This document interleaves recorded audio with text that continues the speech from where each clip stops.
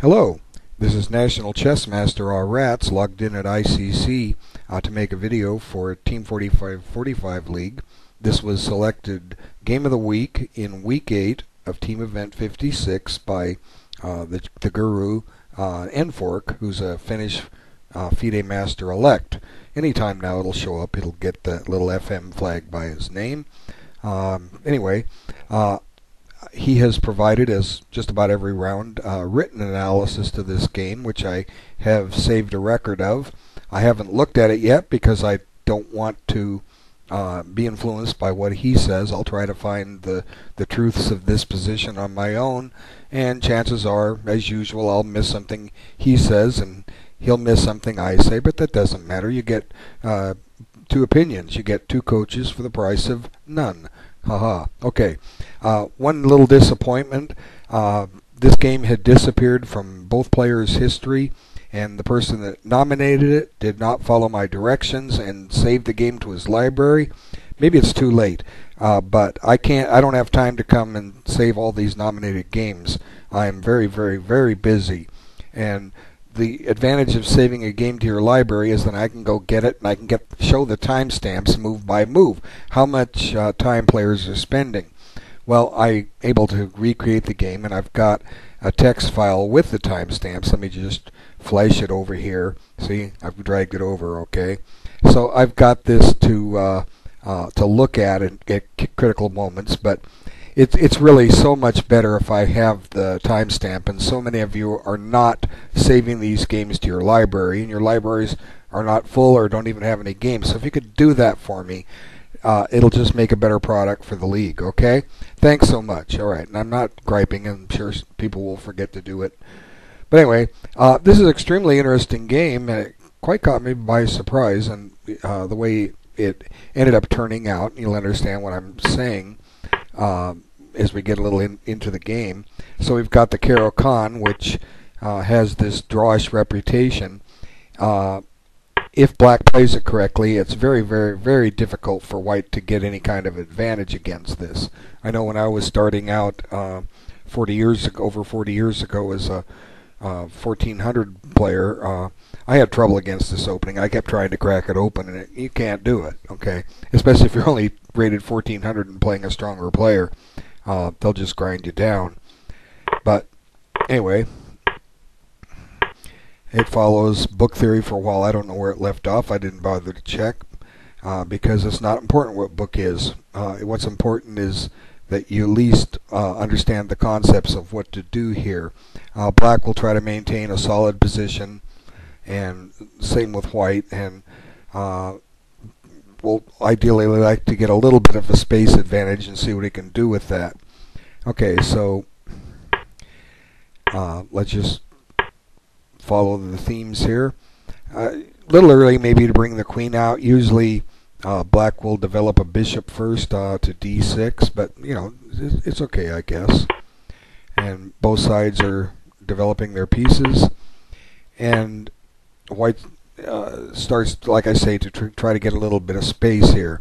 Okay, so let's just stop for a moment and evaluate things just as they stand.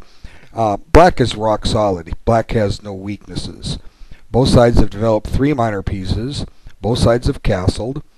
Black needs to develop his queen bishop and queen rook, okay? Those are the only pieces not developed. White needs to develop his queen bishop, and his queen rook. So it's pretty close to equal as far as development goes.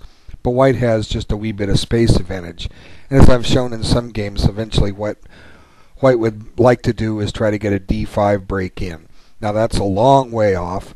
White needs to complete development first, but it's black's move. And black takes aims to develop his queen bishop, which is good. And white develops his queen. And now here's a move that I'm going to criticize.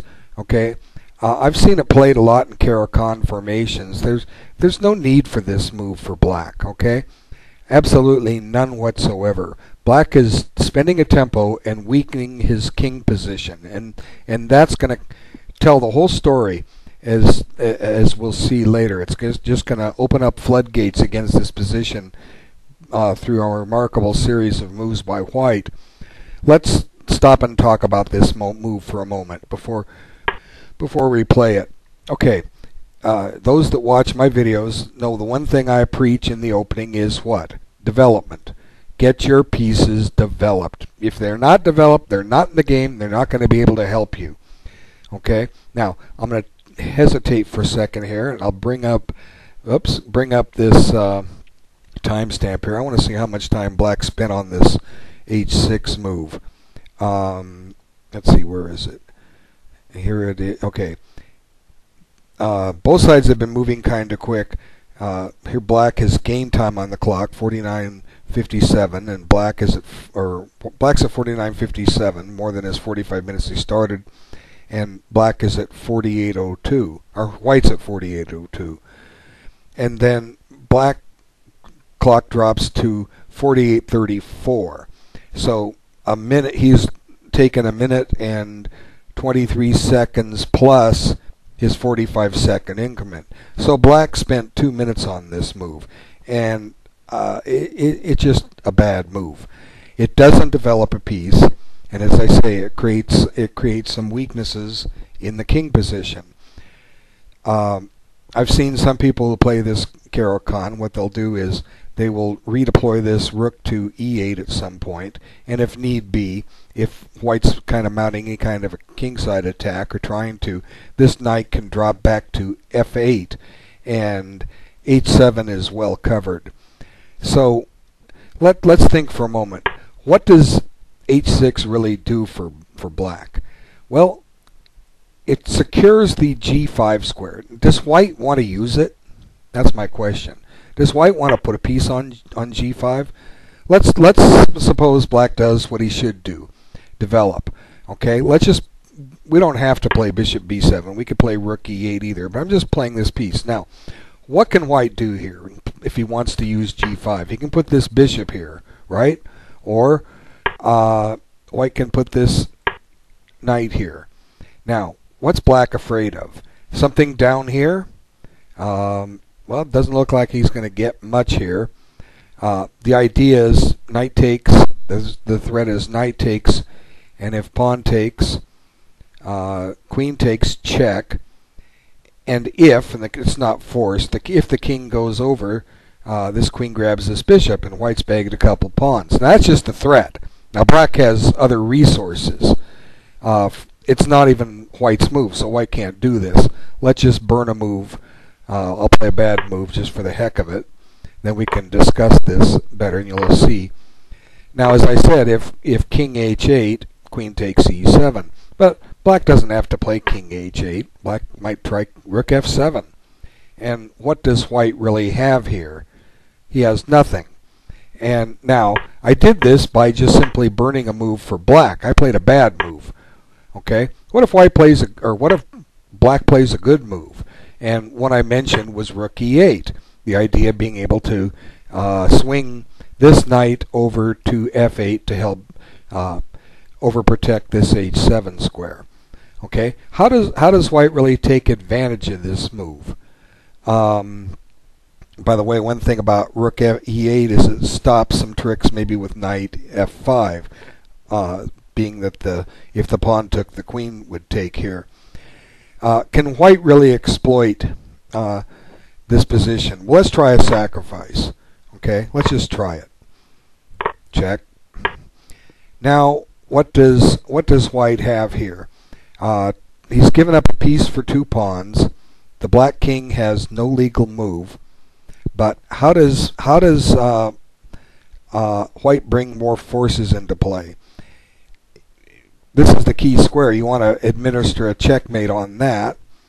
If you play knight, oh wait, that doesn't control the square. Bishop g6 just drops a piece. Okay. Let's develop something. Now, what if Black just chases the queen out of there? Okay, what's White really have to show? If White trades queens, he's just going to be trading down to an endgame that he's going to lose. He's down a piece for 2 pawns. Okay, so I maintain Black has absolutely nothing to fear about White putting something on g5. Okay, so it would have been much better to focus on the key thing that you need to do in your game's development. Even rook e8 directly, hold the bishop back for a moment, knight g5, and then if you want, you could drop the knight back to f8. And now look at this. E6 is well covered. The knight's covering it, this bishop is still covering it, and the pawn is still covering it. So the whole idea of knight takes just doesn't work. White can't take on e6 anymore. He's going to lose his queen. So black had so many ways to improve his position, but instead weakens his game with h6. And it doesn't cost him the game, but it's going to cost him later because of this weakness. It's going to allow everything that white's able to do. And it's all because of this weakening move. Guys, I've shown it in so many videos. You don't have a thing to fear, especially when you have a knight on f6, or your king bishop 3 square if you prefer English descriptive notation to show what can happen from either color, either side of the board. You have nothing to fear usually if you have a knight covering that square. Now there's exceptions, but they're few and far between. Plus, in the Caro, this knight coming back to f8 is extremely useful. And black has no weaknesses. White just owns a little bit of space. Okay, that's all white has. But black is completely fine, and because he's developing, he's even more fine. So let's get back to the game. h6. And white does what he should do. He develops, and now black's doing one thing I suggested. He's clearing f8 for the knight, and white goes and grabs some space, and black develops, and white grabs some more space. And here, this is kind of a peculiar, I think, in this situation. I think this is kind of peculiar to go in for this. What happens over the next couple of moves. It's not a bad move per se. It does open up the diagonal of this light squared bishop, but it reduces the potential scope of these two pieces. Now, a c5 break is common in the Caro-Kann, but maybe it's not so much now. It's what black does here in a couple moves. So I'm not going to criticize c5, but one thing black should be aware of right now is that white has a collection of forces on the king side. Okay, now those two bishops are on the queen side, but look where they're pointed. Okay, just for the sake of argument, look where they're pointed. Okay, let me back up so I can redraw those diagrams. Okay, I'm going to put circles on the squares that white has pressure on the king side. Okay. H5, H4, H3. And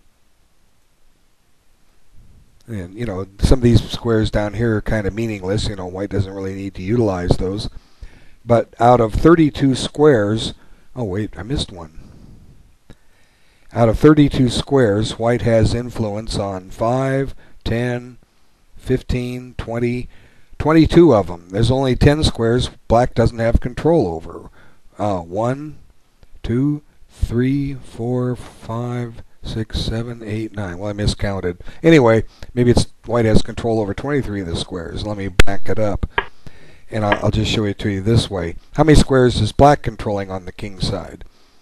Well, let's count them up again. 1, 2, 3, 4, 5, 6, 7, 8, 9, 10, 11, 12, 13, 14, 15, 16, 17, 18, 19, 20. Not that many.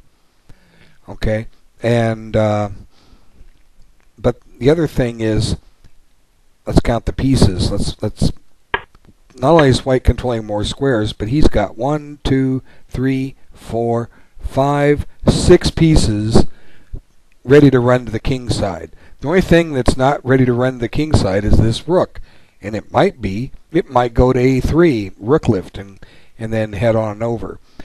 Black doesn't have that much ready to help on the queen side or help the king out. Some of these pieces are just not very actively placed. It's almost like this knight on f6 is all by itself.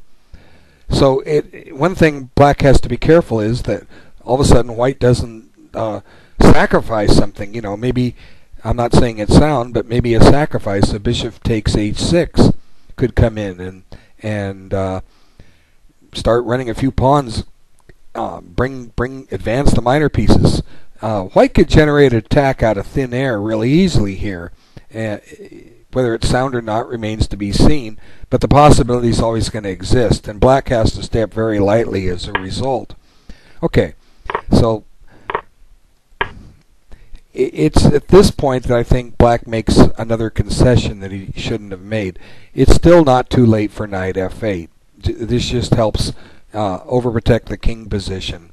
The move he plays simply allows white a protected pass pawn. Okay? And I don't think there's any reason for that. Why give your opponent a protected pass pawn if you don't have to? Now, white can't use it right now. He's not going to be able to use it for a long time. But it's well blockaded. Black can occupy b6 with his knight, and I believe he does. And that's a great outpost for a knight. But it's not helping him on the king side, where the danger is always lurking. So I think strategically black has given white something. He's got this protected pass pawn. Now let's bring up the timestamp so we can see how long did he spend on a5. He went from 45, well, let me bring it over here so you can see it. Oop, made it too big. Drag it over again. Okay. Let's down here a little bit. See, I've got, keep all these kind of organized. Here's some of the earlier games of the week. Okay. A5, A4, C5, D6, B5. Okay, A5, his clock went from 45:48 to 45:13. Okay. That's decreased by 25 seconds. No, 35 seconds. Add the 45. You have 80 seconds, or a minute 20 seconds. But still, what's remarkable is black, even after playing a5, has more time on his clock than when he started. Now, you can generally play an opening kind of quickly, unless if it's book. But there comes a time when you have to slow down. See, a 45-45 game. I'll give you a good way to understand how many minutes you should be spending for a move. Okay, there's a formula, and it says take the minutes and add 2/3 of the increment. Okay, and that's your what they call an E time. So 45 plus 2/3 of 45, which would be 30, gives you a 75-minute game. Now, there's a funny thing. This is pretty much based on a 40-move game. Most games, on the average, seem to last about 40 moves, so they should be decided by 40 moves. It's a common time control in over-the-board chess.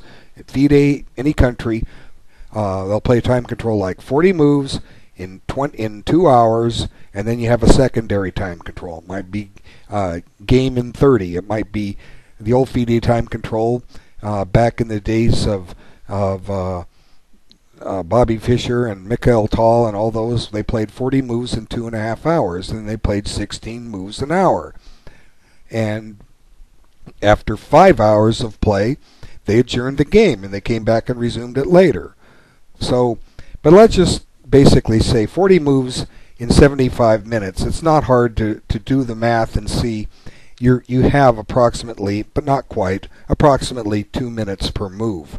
So if you were to take, say after you blitz your first 4 or 5 moves, if you were to sit there and say you had an hourglass that is set with the sand for 2 minutes, and you start your game and you turn the hourglass over when it's your move, okay, and you tell yourself, I'm not going to move until my sand runs out, and then you make your move. Okay, you're still thinking, and you keep doing this every time. Well, you're not going to lose on time. When it gets to move 40, assuming the game is still going, you're basically going to be playing with your increment. And sometimes you'll need all of your increment, and sometimes you won't. You'll be able to makes some recaptures in 2 to 5 seconds that you don't really need to think about, and suddenly you'll have a little extra time. So essentially you want to be spending 2 minutes per move. All black has done is spent his increment, 45 seconds a move. That's what he spent. He spent 45 seconds a move. He's playing too fast. Okay? If he took 2 minutes a move, he would have much less time and he would be in better shape. So as I pointed out, he only spent 1 minute and 20 seconds on this move. So he's still moving too fast. I believe White's moving too fast also. White's not going quick. Let me get rid of this and come back to the game. But guys, you need to take 2 minutes a move on these games, okay? It's just fact, okay? So now black occupies the blockading square, as I mentioned, and white does a little redeployment. He'd like to maybe somehow play queen d3 at some point, get rid of this knight, and bring the queen down. That's what he'd like to do. Can he do it? He's also guarding this pawn on a4. And it's interesting that all of white's pieces are ready to run the king side. And meanwhile, black has taken one potential piece that could have helped his king and sent it over to the queen side.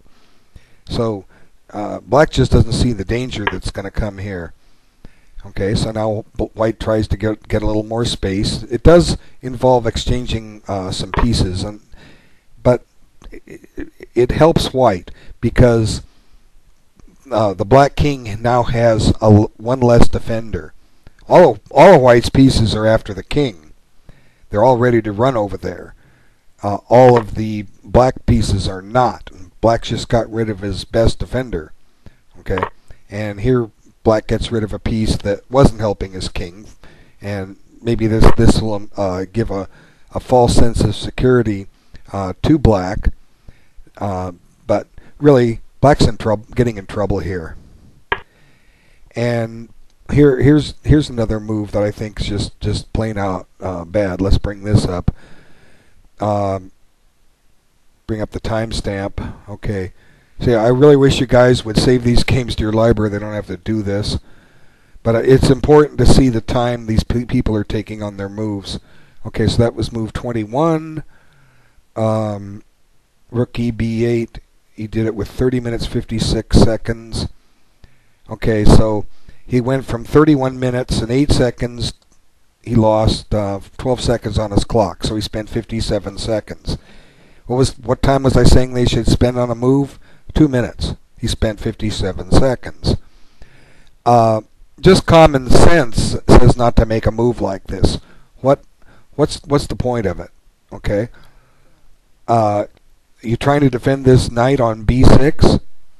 Are you trying to clear d8 for the queen so the queen can come back to d8? Okay, there's nothing attacking this knight. Nothing. Okay? Nothing. So there was no need to overprotect it.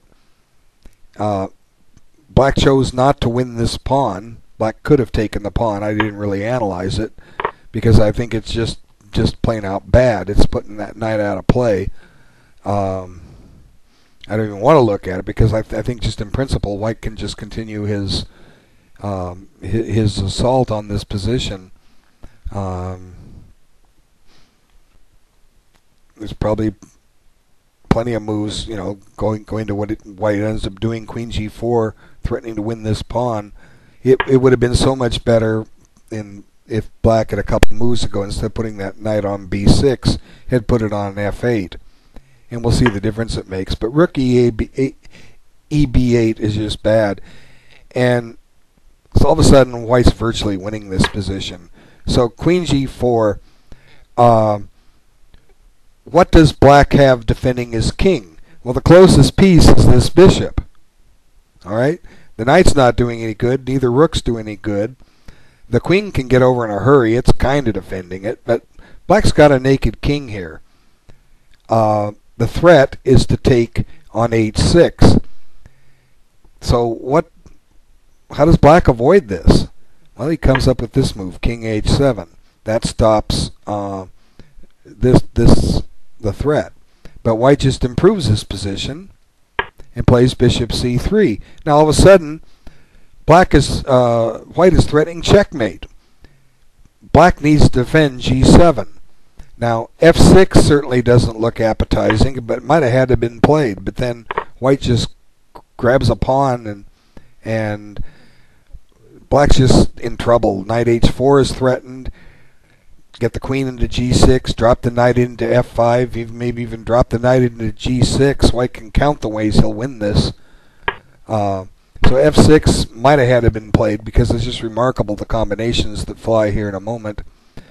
But black comes up with this move, rook g8. Now, in effect, he's lost a tempo. Instead of playing rook eb8, he might have played king h7 and then brought the rook here. That may not have helped him, but it would have saved him a tempo. And white comes up. It's a good illustrating point. What do you do now if you have white? I think it's a good point for white to play and do the best he can. Pause the video, see what you can come up with. And this would make a great game for the what's the thing called? Not problem bot. You know what I'm talking about. It'd make a great position because there's just some fine tactical moves here. Okay, you've resumed the video, and there it is, knight check. Now a lot of us would look at that and said, I can't move my knight there because he takes it. Well, go ahead, take it. That would be checkmate because black has cut off the flight square. So black's got some serious issues here. What's he going to do? If you can't take the knight, bringing the king out here certainly doesn't look appetizing. Nobody wants to play that. Gosh, black can win so many ways. You know, I don't even want to look at him. Knight takes here should do it. That's check. You're going to win the queen if you don't win the king. My goodness. Nobody wants to play that. So black's got a lost game. So he comes back. Now another fine move coming up. Pause the video. See what you can come up with. Okay, you've resumed. Did you find this move? Getting rid of that one piece that was the only one defending the black king. Well, now this rook is, but this has a key point to it. So black needs to do something or he's going to be down a piece. But if you come here, you're just losing your queen, right?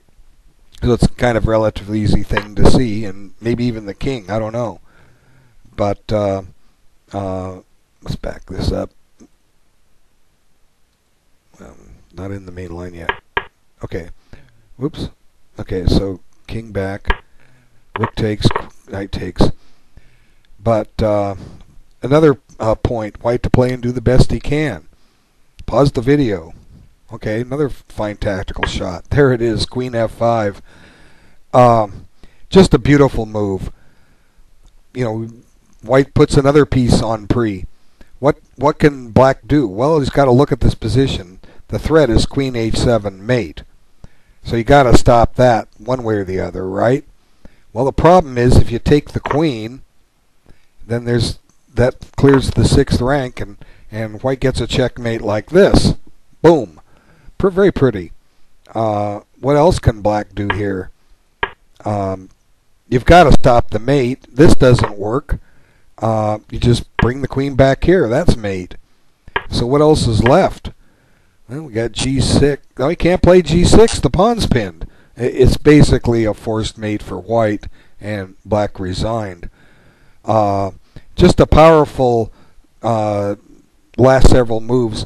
Black loses a Caro-Kann in 26 moves. And so, and what I was saying earlier about this weakness, this is why black has lost the game, because of this weakness. It allowed the rook to take it in this one line. If this pawn's still on h7, black suddenly has had some potential defenses. Well, maybe not in this position. Well, yeah, he does. If this pawn's on h7, if this pawn's on h7, you can take the queen, because white can play rook h6, and the rook is not hanging. But well, I don't know. Maybe that does it. Amazing. Let's see. Rook h6 threatens rook takes h7 mate. Ooh. Got to move this rook. let's see, how can I... Yeah, it's not all that important. But, well, I guess it is. I mean, it's just saying, theoretically, would this combination have been possible if this pawn was still on h7? Chances are there's some flaw somewhere. But with the rook here, you're threatening rook takes mate. So the pawn's pinned. You clearly have to move this rook. And so you're swinging back over there. White has a rook takes h7 check, king g8, rook takes g7 check, king f8, and then knight h7 mate. Amazing. Wow. So, but still, weakening the position just led to some of these dangers that black got into. But anyway, let's look at the final time. Oh wait, that's Nfork's notes. Let me get the final time on the game. Oop, made it too big. Let's shrink it. Bring it over. Okay. Black only started taking time near the end when he started getting in trouble. Black had 30 minutes left, and White had 25. So White spent some time finding the key moves. Let's see. Though some of them came pretty quick. Let's see. After bishop c3, he found knight g5. His clock went down 2 minutes, so he spent almost 3 minutes on that. And about the increment on rook takes d6. And then queen f5, he took about 5 minutes to find that one. And, you know, White invested his time at the right times. Black just played too quick. And you can't win these games if you play fast. Okay? It's going to bite you. Okay, let's see what Nfork has to say. And we'll go to the beginning here. Okay, let's revert this. Bring this back. Okay. Oh, I don't need that. I'm just going to close it. I don't need the times anymore. Okay. It all started with Caro-Kann modern variation, also known as Smyslov variation. Well, I didn't know that. Zap2 builds up common Caro structure with pawns on e6 and c6. Like in the Slav, it's also important in here. Good idea to play b6 and fianchetto the bishop c8 to continue development as black. Okay, let's go to the specific moves. Okay, this first comment's on 7, queen c7. Oops, that went too far. Okay. This is, of course, a typical move, yeah. But what I know about Caro and Slav positions, often also okay to challenge the pawn center of White by moving c5 or e5, in this case rather c5. The idea is to underpin the d4 but not trade it right away because White is ahead in development. The moves could continue. Now he gives, yeah, I didn't bring this up, c5. It's not too early for that. c5, castles, bishop e7. He says don't trade it too quick. It'll help White's development.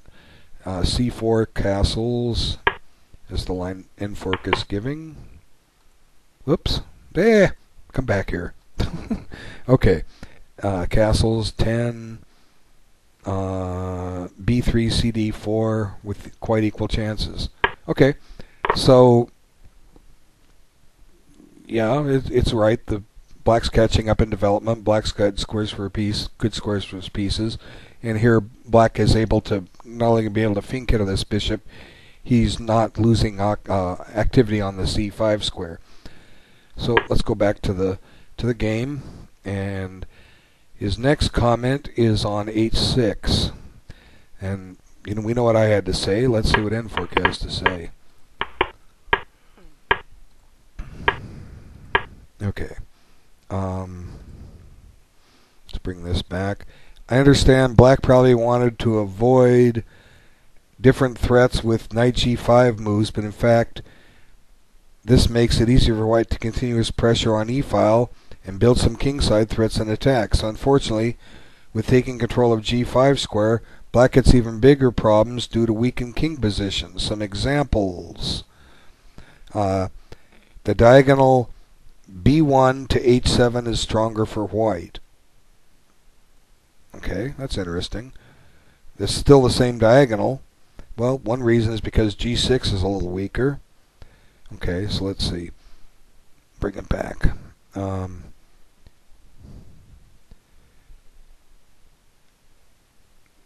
Queen and Bishop pattern may be usable, so we're talking about giving a mate on an H7. Okay, Knight E5, which is a common theme in a Caro, may be worse for black, and I guess that has to do with some of these potential sacrifices down here. Whoop, losing this stuff. I hit the wrong button. Okay, Bishop B. Wait. Summarizing two previous things, namely the teamwork of Knight F3, Knight E5, and Bishop D3 looks dangerous for black because both of them are hitting on white squares. Different sacks may be possible on H6 later on. Okay, so we're pretty much on the same wavelength there. Both said pretty much the same thing in different words. Okay, but he didn't criticize it for the lack of development. Okay, but it does create weaknesses. Okay, next one, he says Bishop B7 could be also a possible move, and I did analyze that. If you know something French defense, maybe you can use that knowledge in here. For example, in the Rubinstein variation, black needs to play B6 first to develop Bishop B7, and then continue with C5 to challenge white's center. Now C6 is already played, and that makes C5 even more important move, opening the diagonal for Bishop B7. Okay, so maybe black could have used these ideas in here. Okay, so good points. Either Bishop B7 or Rook E8 were fine. I like Bishop B7 better for development, but I used Rook E8 just to show that even though Bishop B7 does allow some sacrifices, Rook E8 stops those sacrifices. So if you're the nervous kind, Rook E8 first, and then go develop the bishop. White's not going to be able to crack this Caro-Kann open. So Rook E8 would have been an interesting move too, for the reasons that avoid some of the sacks. But the pawn definitely did not need to go to go to H6. Okay, his next comment is on move 14. So let's get up to move 14. Okay, what's he say here? A4.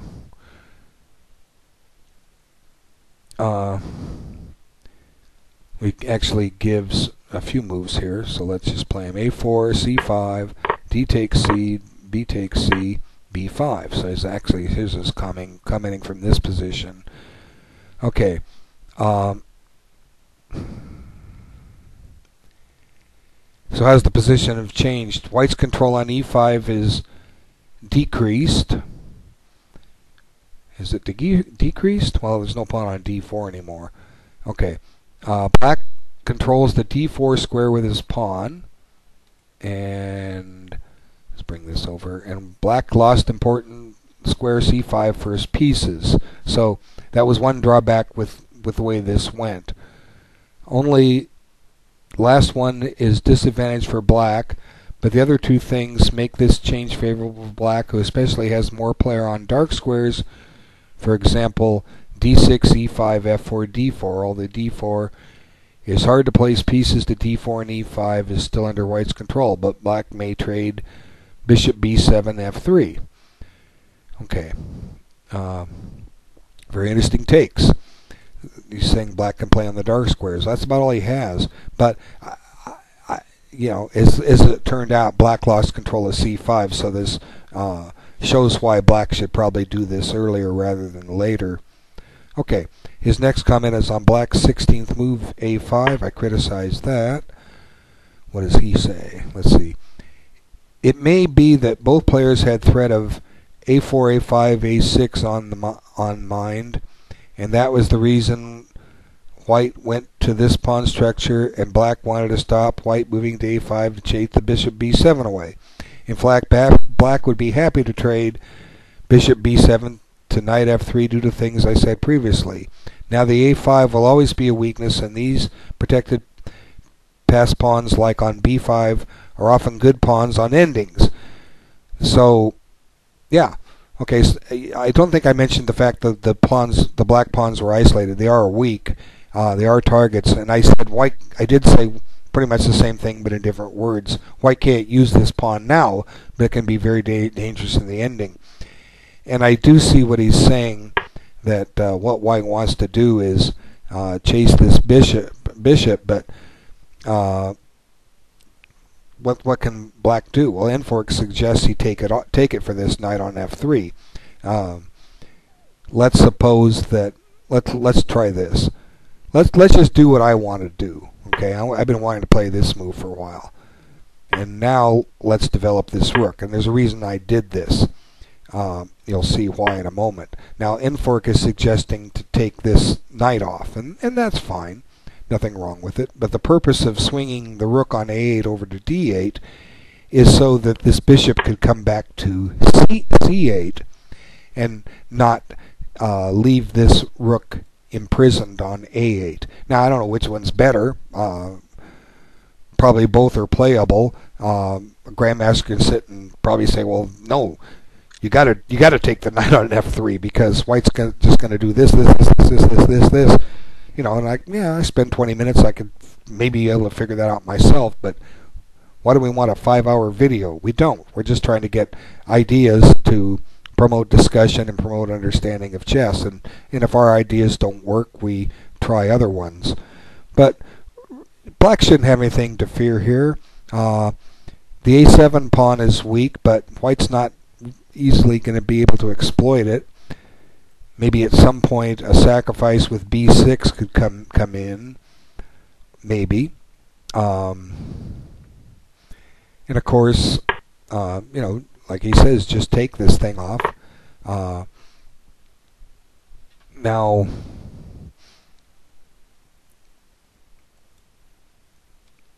well, we don't have.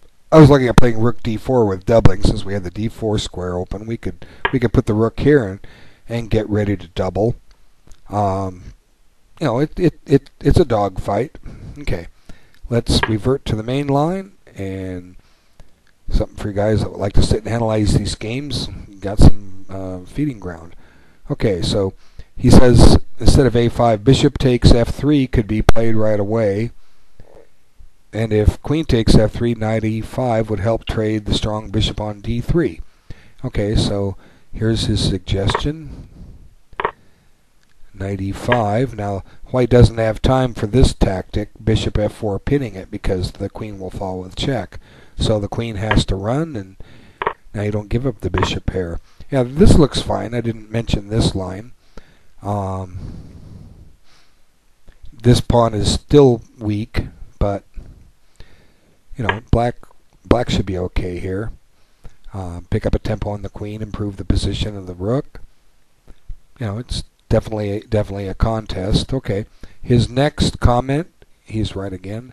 24, knight g5. That was the. Whoops, got to get to the main line first. That's what it's telling me. You can't go forward while not on the main line.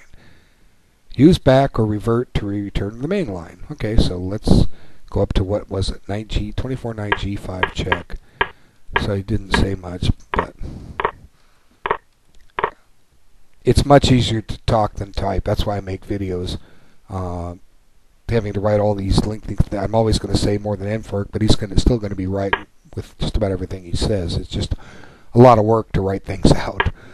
Okay, so queen g4. Okay, so what do you have to say about knight g5? Knight g5, exclam. Great combinations are starting now. Yeah, and that's basically it. You know, he can't take. Boom. Rook takes d6, knight takes a4. Oop. Queen f5. Everything is hanging, but nothing can be taken. This is amazing final position. White gets mate in one way or another. Mate in one. Was it mate in one? No matter what. Yeah, I think so. Okay. The threat is queen h7 mate. Okay, that's the threat, right? So how can Black prevent that? If he takes the knight, he falls to queen h3 mate. If he takes the queen, he falls to rook h6 mate. What was left? Anything else, allows queen h7 mate. So white's either mating on h7, h6, or h3. Yeah, it's true. Anyway, very good game, Bat30. A nice set of combinations. Ones we all wish we could say that we had games like this. I wish I had a game like this. I don't. Well, I have some of my own, but not exactly like this, where you're going to get a mate and win in 3 different ways. My goodness. Congratulations. Okay, that concludes the analysis of this video. I hope everybody learned something from it, and we have 2 rounds of playoffs left, so there'll still be a couple more videos. And I thank everyone for their time. And if you've gone this far, I've got a whole playlist. All the YouTube videos for the league are on one link, and when this one's added, there'll be 148 of them. 148 videos that I've made in just over a year for the league, and those, as I'll say it again, those that are watching them are winning games. Those that aren't are losing games, because people are finding ideas I'm suggesting in openings, and they're using them. So, if you have time, watch them all. Thanks so much for your time. Take care.